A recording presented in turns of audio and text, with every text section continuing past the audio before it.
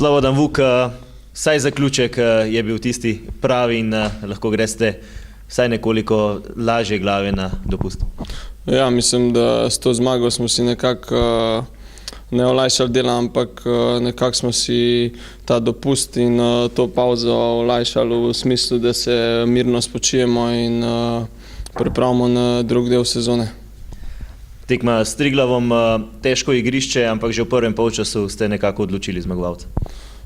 Ja, mi smo dosti hitro smo povedali in mislim, da je to kar botrovalo za nadaljne razmere in mi smo ta odpor Triglava strli in nekako tekmo pripeljali mirno do konca.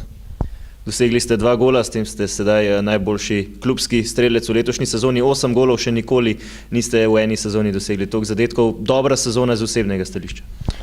Ja, z osebnega moram reči, da sem kar zadovoljen, čeprav bi lahko bilo tudi boljše.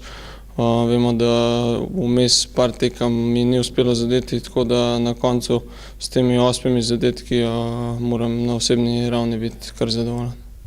Če pogledamo lestvico, 25 točk imate, pričakovali ste zagotovo več pred sezono.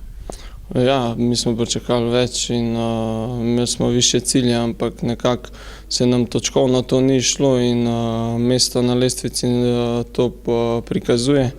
Ampak mi se ne bomo oddali, mi bomo drug del šli spet iz začetka, probali loviti ta vrh in mesta, ki vodijo v Evropo.